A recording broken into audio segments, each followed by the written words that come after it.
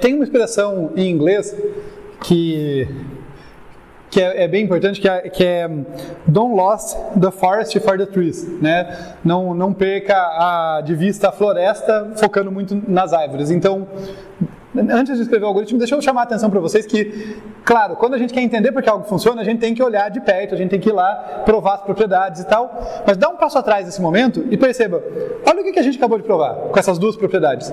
A gente acabou de mostrar que existe um jeito mágico, não trivial, que não era nada óbvio que existia, que no começo dessa aula, se a gente tivesse que chutar, existe ou não existe uma maneira de trocar peso de aresta que não corrompe tudo, que não detona com tudo. A resposta mais provável seria, não parece, né? Não parece provável, tá? E a gente acabou com essas duas propriedades, acabou de provar, olha, tem e tem para qualquer grafo. Eu consigo encontrar esses pesos mágicos e aquele esquema de recálculo de custo das arestas que usa esses pesos, que atende essas propriedades, que não estraga a ordem relativa dos caminhos mínimos. Tá? Isso não é nada trivial. E a consequência disso é que daí eu tenho o algoritmo de Johnson, tá? Para caminhos mínimos de todos para todos, que recebe um grafo G igual a VE, com seus custos nas arestas. E o que ele vai fazer? Ele vai fazer aqui, no primeiro passo, deixa eu colocar pequenininho para caber aqui, construa G', né, com S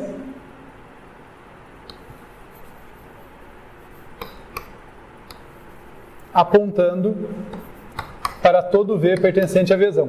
Me perdoem a falta de precisão aqui, tá? Porque a gente já discutiu isso antes. Quando eu falo com S apontando para todo V pertencente à V-zão, o que eu estou dizendo, o que eu quero dizer é, coloca um vértice artificial S e põe um arco de S para cada um dos vértices originais com custo zero. Tá? Então esse S conectando ali com custo zero para cada um. Definitivamente, sem a explicação, isso não é suficiente, mas é só para não ter que escrever tudo para o algoritmo caber aqui. Daí, segundo passo, tem que descobrir os pesos, né? Uma vez que eu já preparei o grafo, tem que descobrir os pesos, então rode o algoritmo de Bellman-Ford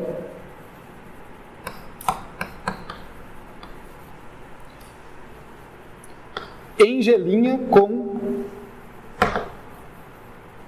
origem S. Quer dizer, eu chego para o algoritmo de Bellman-Ford e falo, calculo o caminho mínimo de S até todos os vértices, em G'. Tá? E isso vai dar para a gente o quê? O custo do caminho mais negativo que termina em cada vértice, como a gente viu. Daí o que a gente faz? Com isso, deixa eu colocar aqui, né? Com isso, temos potencial de U para U pertencente à V-zão. Tá? Então, dessa rodada do algoritmo de Bellman-Ford, a gente encontra os pesos, como a gente já viu. Daí, passo 3. Calcule C' de E igual a C de E mais PU menos PV para todo E igual a UV pertencente a Ezão, tá? Esse Ezão arestas do grafo original, tá? Os arcos do S ali o que estava no G' foram artificiais, tá? Só pra gente. Então aqui eu tenho o custo linha C de E, o custo linha de E sendo igual a C de E mais P de U menos P de V. Estou calculando esses custos, que a gente sabe que são o quê? Não negativos. Pelo jeito que eu escolhi, os P's de U agora, esses custos são não negativos. E daí, passo 4, rode Dijkstra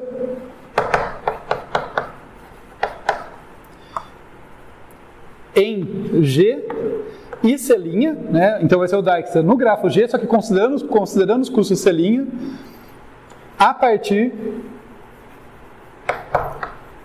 de cada V pertencente à Vzão.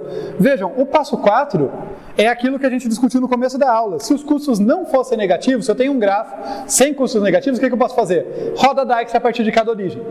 Era um algoritmo que a gente trocou ideia no início da aula, mas ele só funcionava para custos negativos, para custos não negativos.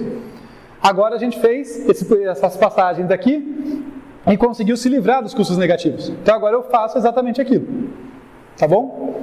E daí ele vai conseguir calcular as distâncias. Por fim, tá? O último passo aqui, vejam que o que eu espero ter quando termino o passo 4 do algoritmo? Eu espero ter o caminho mais curto em G com custo C', o caminho mais curto de cada vértice até cada outro vértice. Mas eu não espero ter os custos corretos, porque eu calculei em cima do C'. Olha que é sutil, o C' não muda a ordem relativa, isso a gente provou. Então o caminho mínimo é o caminho correto, mas eu não tenho os custos corretos. Então no final, eu vou fazer aqui no passo 5, para todo par UV pertencente à Vzão, né, devolva dist de UV, tá? Importante, aqui eu não estou falando de par que está nas arestas, tá? Estou falando para qualquer par, são as soluções que eu vou devolver. Devolva dist igual a dist' de UV, né?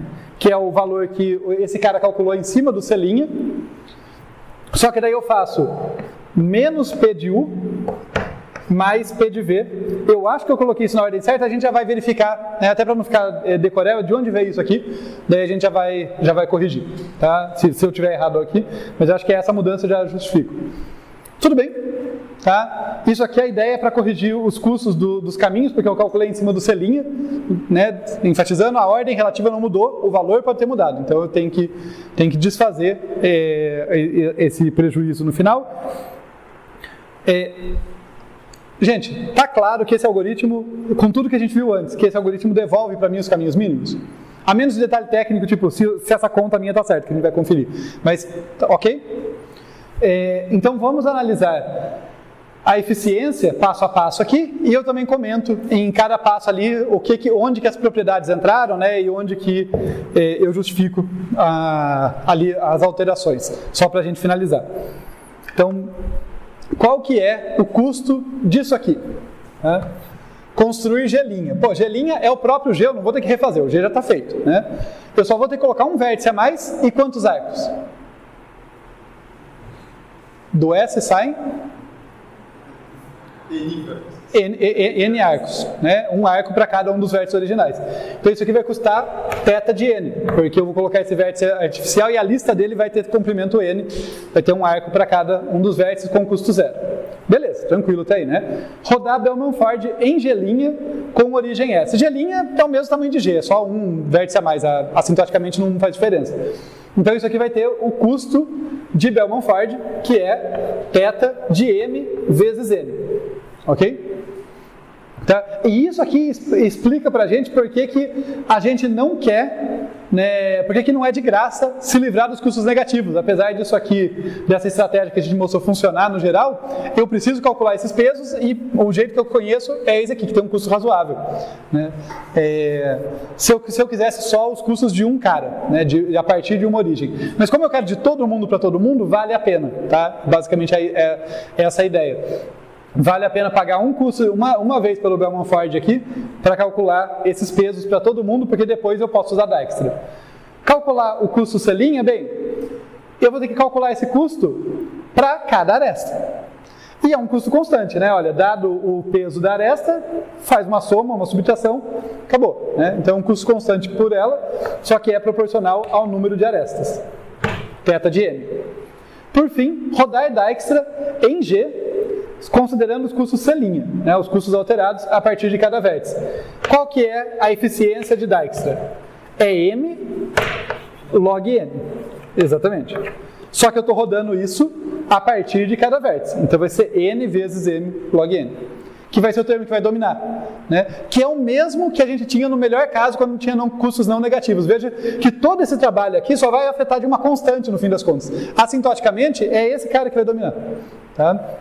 E por fim, eu tenho que devolver os valores corretos. Isso aqui é para cada par de vértices, é θ de N quadrado. Né? Eu estou sempre supondo que o grafo é conexo, então M é pelo menos da ordem de N, podendo ser até da ordem de N quadrado. Então, de tudo isso aqui, esse cara ele vai dominar tudo. O meu algoritmo aqui tem custo no final N vezes M log N. que aquilo que a gente comentou, olha, no caso de um grafo com custos negativos, que é denso, que tem muita aresta, né, que tem arco da ordem de n quadrado, isso aqui vai dar n vezes n quadrado, vai dar n ao cubo log n. Eu já tinha o algoritmo de Floyd-Warshall para isso. Mas no caso de eu ter custo negativo e um grafo esparso, eu resolvo com n quadrado log n. Quer dizer, pouco mais não, um custo logarítmico por cada um dos n quadrado caminhos que eu tenho que devolver. Tá? Beleza?